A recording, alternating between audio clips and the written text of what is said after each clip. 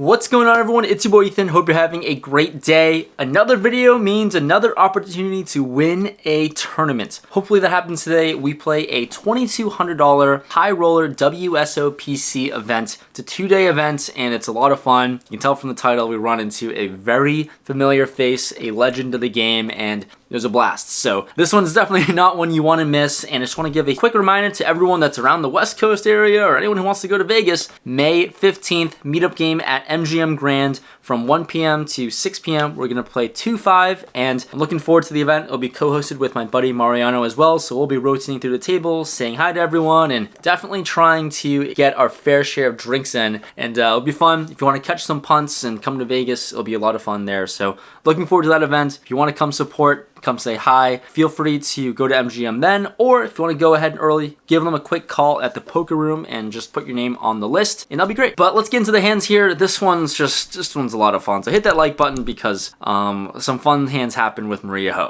Buying into this $2,200 WSOPC high roller event, we start with 30,000 in chips, and we bought into level 5, but sadly nothing really happens until level 8, so we progress here. We have 17,000 chips now chipping down, and I pick up King 10 offsuit in the big blind. There's an ungun player who opens it up to 1,200. Two players make the call to me, and for 600 more, I make the call, and we're off to a flop multi-way of Queen 10-7 rainbow. Action checks around to the cutoff player who bets 4,500.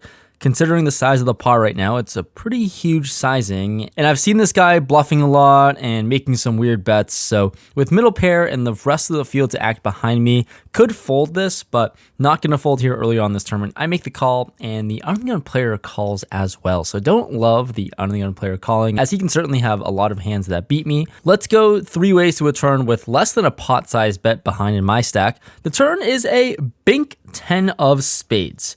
That's amazing, and action checks to the cutoff player once again, and he like insta jams his entire stack. It's about 50,000, and I am insta calling my stack as well in here. It's not quite 50,000, but if I win, it could be. Ungun player folds, we see showdown, and the other player has pocket sixes. My trips are good, fade the 2 outer on the river, and I find a fat hand to basically triple up on. My stack is now at 53,000 when it started at 17,000, so all things considered, this is a great way to start the tournament and video. Let's steamroll and pick up some more hands. I pick up ace-7 offsuit in the cutoff. There's a low jack who limps for 600 and onto me. Definitely gonna put in a raise, try to isolate the limper. I bump it up to 1,600 here in position. But no isolation here. The button, small blind, and limper all call. So we're going to a flop multi-way again of 7-5-3-2 spades. Very interesting spot with top, holding the ace of spades as well. Action checks to me, and with multi-way action, I think I should be checking a lot of the time, but this specific hand, I think I want to bet. So I size to 3,300, about 1/3 the size of the pot, and only the button makes the call to my left. So pretty bad as we're playing out of position, and this player covers the entire table, so has a huge stack. We're going to a turn which comes the 10 of spades. We're out of position here, and I just don't know how to feel about this card. It's a card over my pair, which isn't amazing, but it's a spade, so having the ace of spades is good to fall back on. I certainly can lose to some made flushes already, but have some equity behind it. Am I supposed to just check call, or do I continue betting and bloating the size of this pot up? And facing this decision point, if you watch the channel, you know what's going on. I'm bloating the size of this pot up. I bet out 5,800. And onto this button player who definitely seems like a reg and pro here. He takes his time and ends up calling. Okay, don't know if my hand is good yet, but let's see a river, which is the 7 of spades. Okay, I hit trips, but also have the nut flush. Pretty good to know that I have a 7 in hand, so I block a lot of full houses. Can't be too afraid of that, and gotta expect the nut flush here to be good. Anyways, now easy decision to bet for value. I size to 18.5 thousand. And upon this bet, throwing it in the middle, this player immediately doesn't look happy. It's great to see his reaction, as now I just know my hand is good here 100% of the time. Never has a full house or anything, so I'm just hoping for a call at this point, and after a little bit of deliberation, this player sticks in a call. Let's go. I win, and he mucks King 8 of spades. So, wow. Pretty sick cooler there, just lucky to go runner for a flush, and a very nice turn of events here. The last 2 hands, just nice to run good in this spot.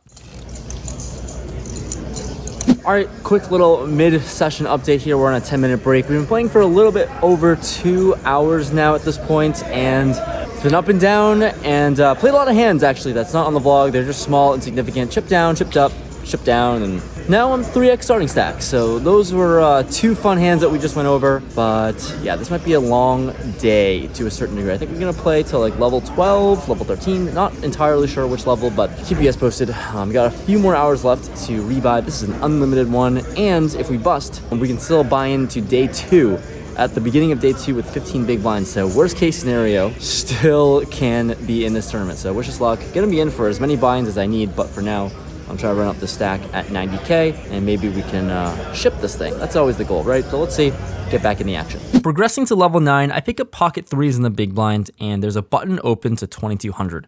This player started less than 30 big blinds, and when the small blind who makes the call, this guy covers the entire table with about 130k in stack. And with my specific hand, if the small blind wasn't in there, this is a very easy all-in.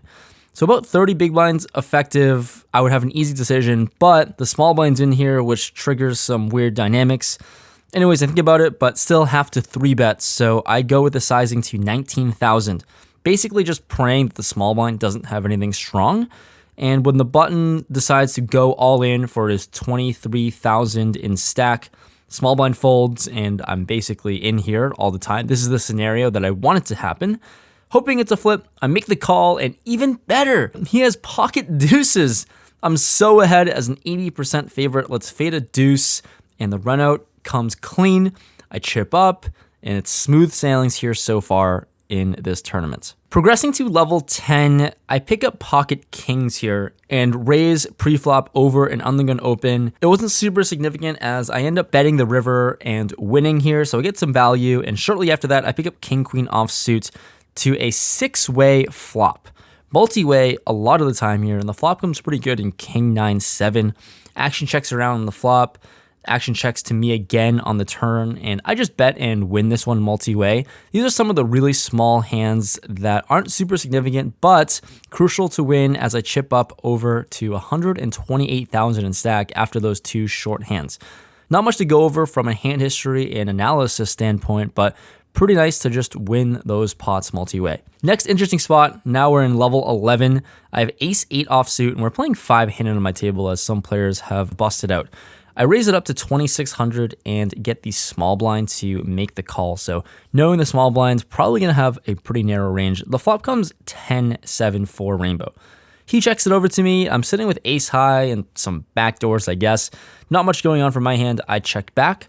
The turn comes a 5, so brings in some backdoor possibilities with a gut shot straight draw, and now he decides to bet pretty huge to 6,000.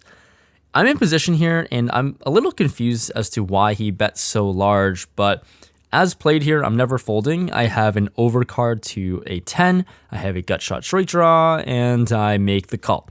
Let's try to bink. The river is the bink 6.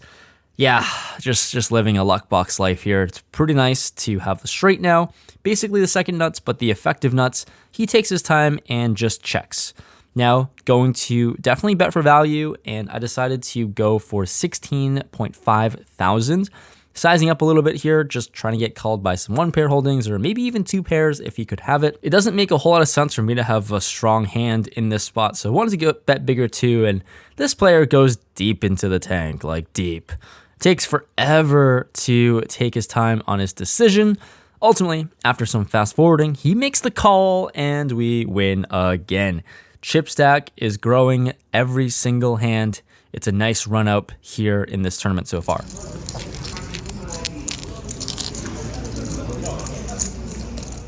Things have been going so well. Smooth sailings here, and even better, I pick up pocket aces. Rockets, the best hand in poker. I'm in the low jack and raise it up to 3,500 when the blinds are 1,600.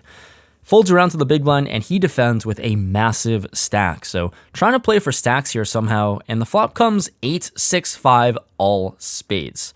Not really the kind of flop I was looking to get all of my chips in, And even worse, this big blind player decides to lead for 2,500. Here, with aces, not much to do, obviously not raising, I'm not folding.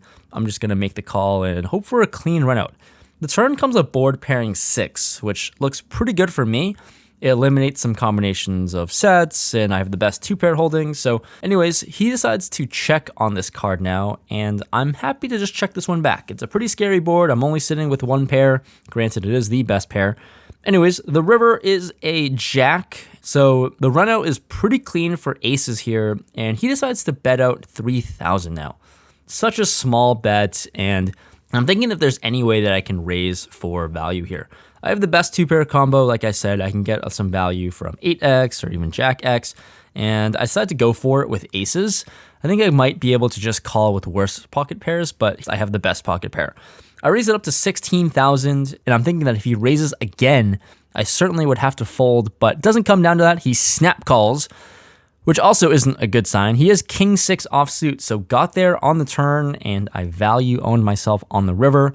Sad to see aces get cracked against the big stack. But no time to be upset, because the very next deal, I peel pocket queens. The dealer's trying to make up for his mistakes. Last hand, I raise it up to 3,500.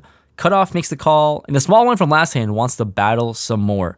He 3-bets to 12,000, and I've seen this guy play a lot, and definitely has a very wide range after seeing him play a bunch of hands, including king 6 offsuit. Anyways, obviously I have a very good hand to merit 4-betting, but given the table dynamics and the history I have with him, I decide on just making the call. Other guy folds, and I'm playing for my effective stack of 110,000. Let's see a good looking flop, which comes king 5 deuce, 2 hearts. Not amazing. A king high flop isn't great for queens, but he starts with a check. Gotta love that, as I'm happy to check this one back with my specific hand. Not really in love with this flop. We're going to see a turn which comes another king, but it's the king of hearts. So unlikely that he has a king now, as played, which is really nice, and maybe he could have some flush draws or something. I have the queen of hearts anyways, and he decides to lead for 6,000. Obviously have a very easy call with a queen high flush draw and a good pair. Let's see a pretty good river, which comes the ace of clubs. Wow. This is by far the nut worst card to see. And even worse, he thinks for a long time and ends up betting 13,000.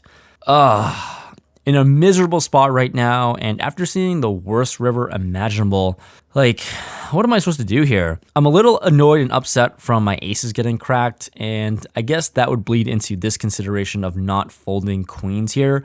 Also a little bit annoyed about the situation, especially against the same exact player. I end up just making a crying call, hoping somehow he's bluffing, but he's not. He shows king 8 suited and wins. So pretty surprised to see him have a king here. I guess I'm lucky he didn't bet all 3 streets, because he probably would have gotten paid, but alas, no luck here. We lose aces and queens getting cracked in a row. Chip stack is down to 76,000, and here's the picture and video of this guy's chip stack. It's monstrous. It's early in the tournament, and he's got an insane chip lead with 31 players left in the tournament. So we end day 1 with the very unfortunate turn of events and finish. But it's time to go home. It's pretty late during the night, so we bag up our chips and move on to day 2, looking to show up and try to make a deep run in this thing. Oh, that was a frustrating way to end the night. Yeah, I played for like 5-6 hours today. The end was tilt city, but yeah, bagged 69,000 in chips, coming back tomorrow at noon to continue on day 2, and we're gonna play till a winner. 29 players left out of like the 80 entrance ish, give or take, and I'm gonna come in with like 35 big blinds, and yeah, that's it. There's a chance I'm in it. Only 1 bullet, I guess, which is the good thing. I was actually planning on just max firing, but all worked out in 1 bullet. Would have liked to bag a much bigger stack, but getting to run good tomorrow, and we'll see. So wish us luck, and let's fast forward to the morning. Arriving into day 2, we're in level 13, and the very first deal of the day, I look down at queen jack of clubs in the cutoff. Great time to start playing cards, the very first deal. There's a hijack open of 5,500. Seen him as someone who's here for fun, and I'm happy to play hands against him. I'm in position, I make the call, and everyone else folds. We're going to a flop of 8-6-6 to spades. He starts with a check, and I've seen this guy play a lot so far, and it looks like he just checks a lot every time he misses. So trying to exploit that with queen high, I decided to bet 4,000. He looks at his cards, rechecks his cards maybe for a spade or something. Who knows, but he ends up making the call. The turn is the 5 of diamonds, and now at this point with this board texture, I think I'm going to win this a lot of time, or at least bet relentlessly. He checks for a second time and going to apply more pressure, hoping to just win it. I bet 10.5 thousand, and he folds rather quickly. So starting things off with a good timed bluff, and things are going in the right direction. Next hand, I get dealt aces. What an amazing spot, and I'm in the small blind. And sadly, no action though. Action folds to me, and with 73K in my stack, about 35 big blinds, I decided on a limp. Probably bad, probably should be raising this premium blind versus blind, but he ends up checking back, and we see a flop of King Jack 5 rainbow. Let's see if he has anything. I check it over to him, and he quickly checks back, so that's unfortunate. The turn is the ace of spades. Jesus Christ, as good of a card as I can ask for, but maybe a little bit of overkill. Anyways, I check again, and he decides to bet 2,000.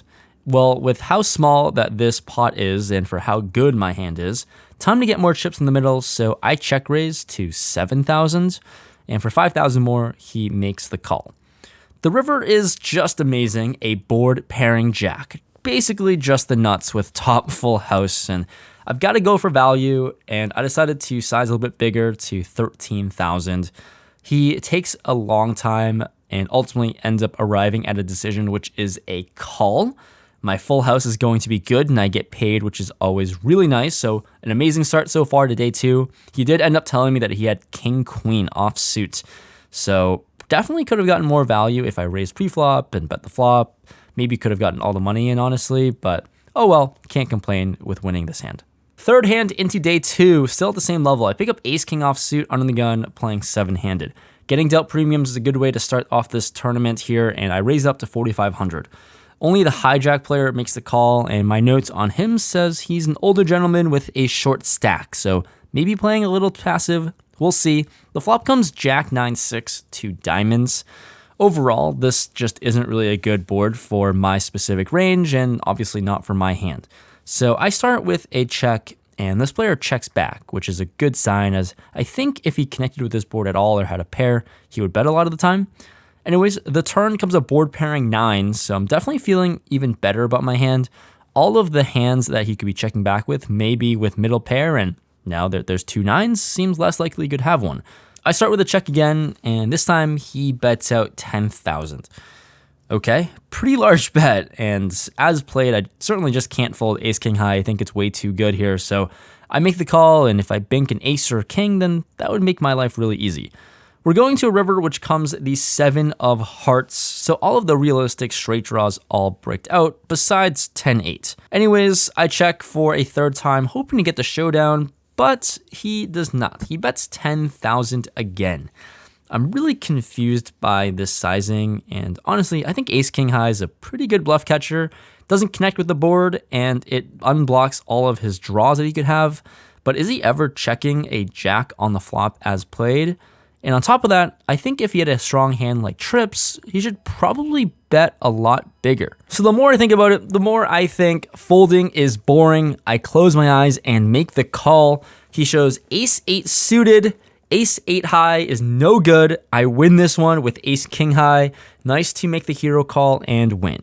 I pick up ace-king once again at this level. It's an action-packed level, and this time it's suited on the button. There's a hijack open to 4,500. I 3-bet to 13,000. Then the big blind with the small stack goes all in for about 16K. Action folds to me, and obviously I'm in here with ace-king. I make the call, and we're up against queen 10 offsuit. Let's try to win this one, and when the flop comes king high, it's as good as it gets. I stack an opponent, and now we are one step closer to making the money. At this point, there are 25 players left. 12 players make the money, so I need 50% of the field to bust, and I've got a decent stack, doubling up my stack from one level of the day. To round off this action-packed level here, I pick up another premium, pocket kings in the cutoff. This is amazing, getting hit with the deck, and the hijack opens to 5,000. He's got about 90,000 in his stack, and I'm obviously happy to get more in the middle. I 3-bet to 14,000. And action folds to the big blind, who looks like he has quite the decision. Looks like he's thinking about shoving or doing something fun. And while he's thinking, he's doing this double chip shuffle with both of his hands. So looking pretty intense here. And he ends up ripping it all in. Uses both hands, sticks his chips in the middle. Hijack folds, and I'm in there. We see we're up against ace queen offsuit for a 200,000 chip pot. Come on, dealer. No ace, one time. Let's hold. We're off to a run out, which comes clean. Bink for us. Win a massive pot, and my chip stack is around 250,000. Started the day with about 70,000. Tripled that by the end of the first level in day 2. You couldn't dream up a better start than this. With momentum going my way, we're in level 14 now, blinds have increased, and I look down at ace queen offsuit on the button. There's a cutoff to my right who open shoves a really short stack. Here, obviously have a really good hand. I decide to rejam.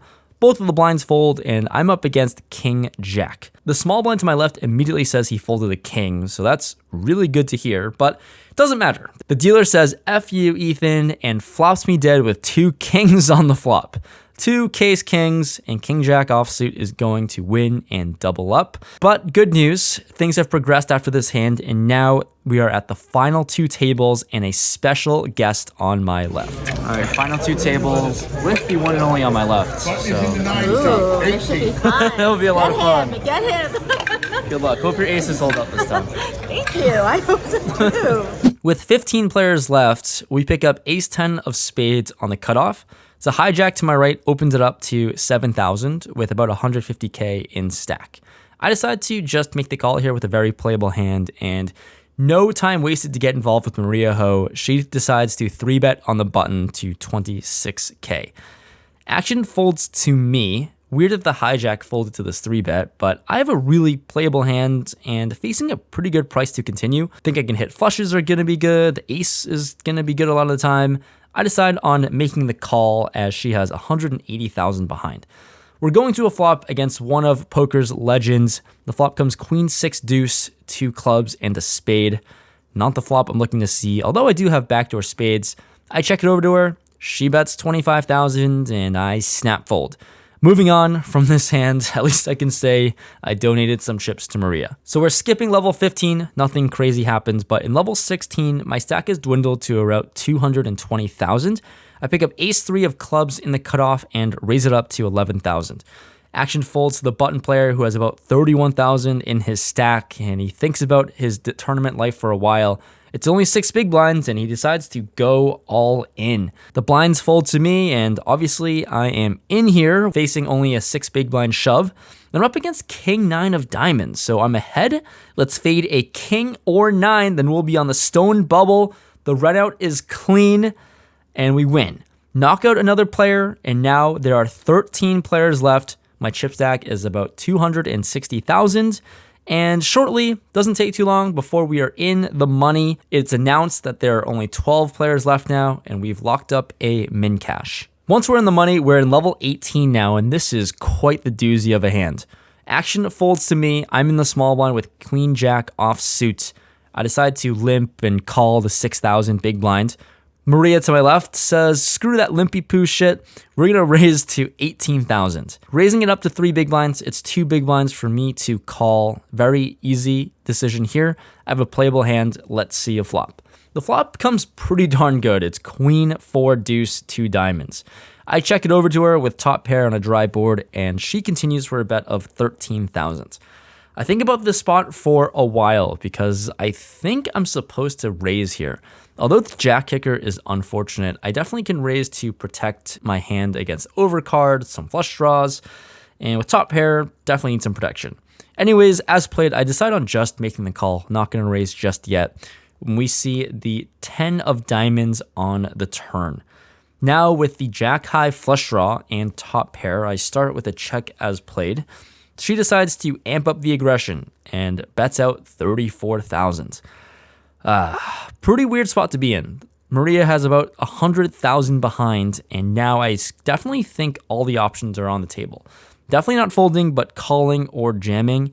I think calling probably might be the best play because what worse hands is going to call my all-in on the turn here besides just the naked ace of diamonds that might actually fold. Anyways, for those reasons, I have a pretty bad one pair holding as my kicker isn't great. But the more I think about it, maybe I can get value from all the worst queen X holdings you can have. Who knows? But I just think that playing a river out of position against her would be a nightmare to navigate through. So I don't want to call off my stack if she jams because that would be a disaster. So I do the all-in myself.